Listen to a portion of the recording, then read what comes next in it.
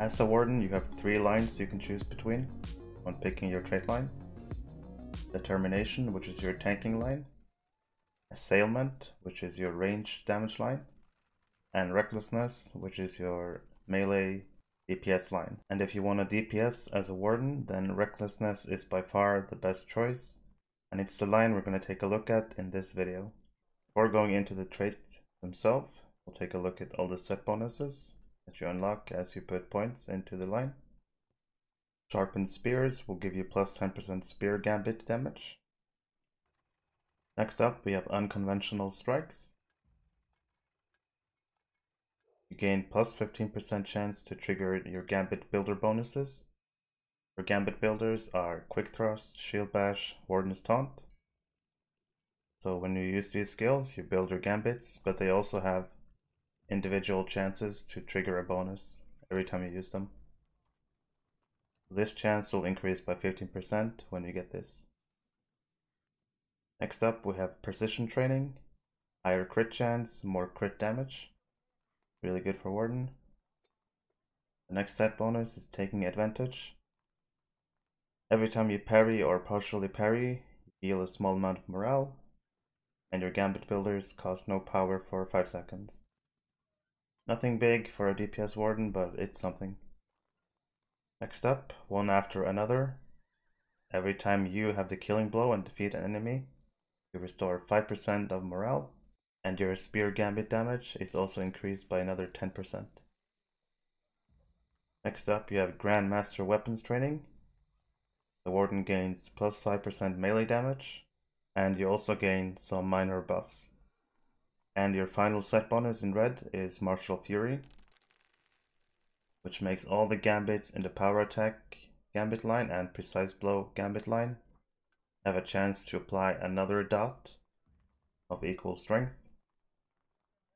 And that chance is 15% chance, which means that Unerring, Mighty Blow, and Power Attack will have a chance to get a second dot, as well as Spear of Virtue, Piercing Strike, and Precise Blow. So if you get lucky with these procs, that's going to increase your DPS by a lot. Aside from set bonuses, we can have a look at what you get from this line. This line is a powerful damaging build that stacks single target bleeds with potential for AoE. That's very true. You earn a skill that's only in red line, Shield Piercer. Using this will decrease the block rating of the enemy. But if you're playing endgame, you rarely use any javelin skills except for your mitigation debuffers. By playing redline, you also get plus 5% dot damage, which is really important for a Warden.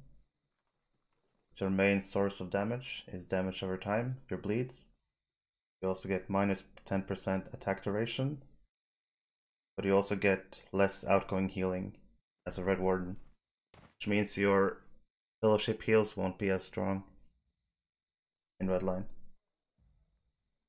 Your Gambit builders build a stacking melee damage buff, and it caps at 6%, so using your Gambit builders will apply a buff. It stacks up to 6%. You keep using your builders, which of course you will be doing. This buff will stay up pretty much all the time. You also get individual Gambit bonuses. They all have 10% chance to apply. By using your Spear Gambit builder, you have a chance to get plus 5 light dot damage.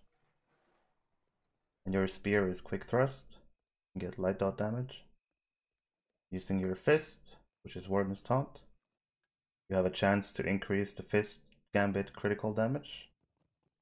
And for Shield, which is Shield Bash, you have a chance to increase morale tap damage by 2%. The bonus from Shield Bash isn't all that great, but Quick Thrust, increasing your light dot damage, that's really good, as well as Warden's Taunt, increasing your crit damage from Fist Gambits, which is pretty much all of your AoE attacks. So like I said, red is by far the best choice for DPS Warden. And now let's take a look at the traits themselves. If you're planning on maximizing your DPS as the Red Warden, then you will need all your trait points, but you'll also be fine with 93. on my Warden, I just recently got my 94 points. And now I'm going to show what I think is the best build and most optimal build for a Warden. So as a red Warden, you'll be trading into blue and yellow, in addition to red line, of course. So I'm just going to start from left, going to right. So looking at determination, into blue, you want to use 15 points, which equals to 30, as you're in red line. But the main thing here is you want to get to this, Bane of Shadow. Increasing your light type damage by 20% is essential for a Warden. And the best way to get there is to trade the Warcry. Increased evade rating, it's nothing huge, but it's something. And in order to get to Bane of Shadow, I just put 5 points into this one too. Some additional healing. Not that it's useful, but you need to put points somewhere. Putting 5 points into each of these unlocks your Bane of Shadow. Naturally, you want to put all 5 points into here. And that's all you need from blue line in this build. Now moving over to red line, which is the line that you traded for and where you will use most of your points. At the very top, you have basic strikes, increases the damage of your gambit builders, which are your quick thrust, your shield bash, and your warden's taunt. If you only have 93 points, I will only put 3 points into this. If you have all 94, I put 4 points, which gives you 20% damage. The reason I don't put 5 points is that I need points for yellow line for later. The other trait at the top line is bleed damage, and naturally you want all points. Your bleeds are your main source of damage. Put all 5 points into here. This unlocks the left side of your red traits, and this side is pretty much useless for red warden DPS. I would not trade anything on the left side, especially not spear sweep, quick sweep, or no mercy. The only thing I would consider is Warden's Triumph if you want to increase your adroit maneuver attack duration bonus, but I personally don't use Warden's Triumph in my rotation, and so I put no points into this. So instead, you want to put 5 points into physical mastery, pretty much free mastery. One thing that you could consider is putting 4 into mastery and 5 into gambit builder damage, but I prefer putting the 5 points into mastery myself. Especially now, early in the 130 cap, you really need all the mastery you can get. On the next line, you have Way of the Spear. It makes your spear gambits more effective by 10%. I've tried looking at this, and some of my friends have looked into this, and it doesn't appear to increase your bleeds in your spear line, so I do not trade Way of the Spear. I don't think it's needed. So I put 0 points into this. Next up, you have Foe of the Darkness. Increases your light type damage. Most of your warden damaging skills are light type, so you want all points into here. And on this line, you also have on the offense, which increases the morale tap damage. But as a red warden, you don't use morale tap for DPS, so you put no points into this. Now looking at the next line, you have No Respite for the Wicked. Offensive Strike Gambit line applies incoming healing debuff to enemies. Incoming healing debuffs are nice and all that, but you need your points elsewhere, so you put no points into this. And naturally aggravating wounds, which makes your bleeds have 10% more crit chance when they're ticking on your enemies. This is a must-have. You put all 5 points into this. And on the next line, you only have one option, the way we've traded, which is Deep Wounds, which gives you plus 20% dot crit damage. Your dots will crit for more damage. obviously you want this for your DPS. And on the next line you have Adroit Maneuver. As I said, I don't put points into this. You also unlock Lasting Impression, which gives you 2 dot pulses when you trade both points. And your Spear Gambit bleeds do a burst damage when they expire. So you want 2 points into this. And at the bottom line you have Honed Spikes. This is not needed at all. Ignore this trait. One thing you do want though is Recklessness. This is a Red Warden's main cooldown. Increases your melee damage by 50%. So popping this and then applying all your bleeds gives you 50% more damage on them. It is really strong and a must-have for Warden. And that's everything we want from red line. So this leads us to the Assailant line, yellow line.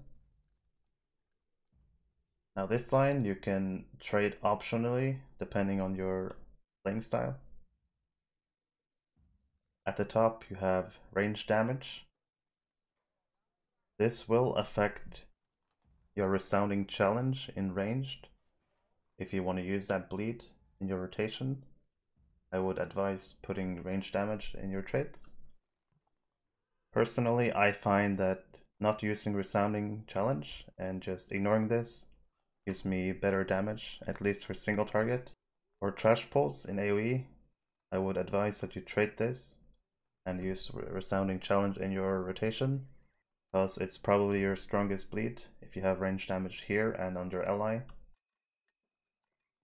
and will increase your AoE damage by a lot. The other thing you can trade here is Lasting Mark. Your mark target and diminished target duration are increased by 25 seconds. So if you're like me and you're a bit lazy,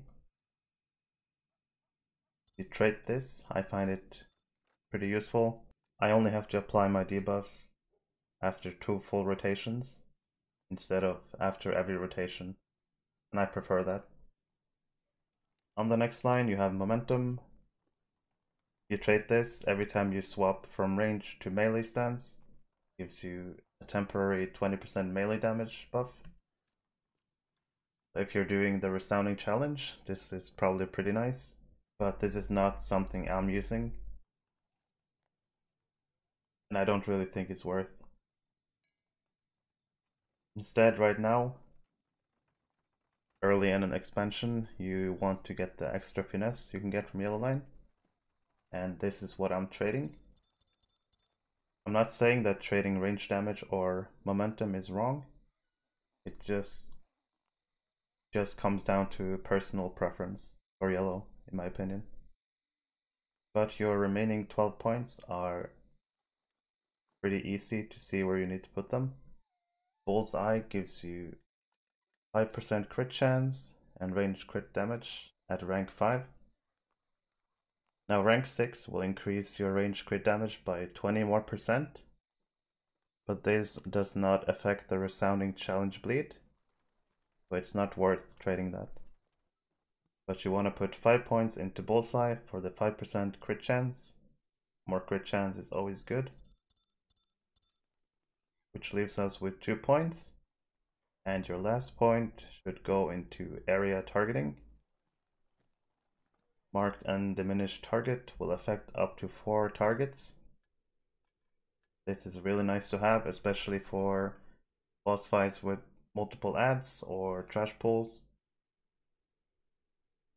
Instead of marking every target individually, you can just use this on the TA, and it's now AoE, it spreads around to 4 more targets. It's really nice. So that concludes my Warden trading guide for Redline. This is how I personally get the best results. There are of course optional ways to trade in yellow especially, and a bit into red. But for me, this is the best setup. If you found this video helpful, if you enjoyed the video, leave a like, subscribe, join my Discord, and I'll see you in the next one.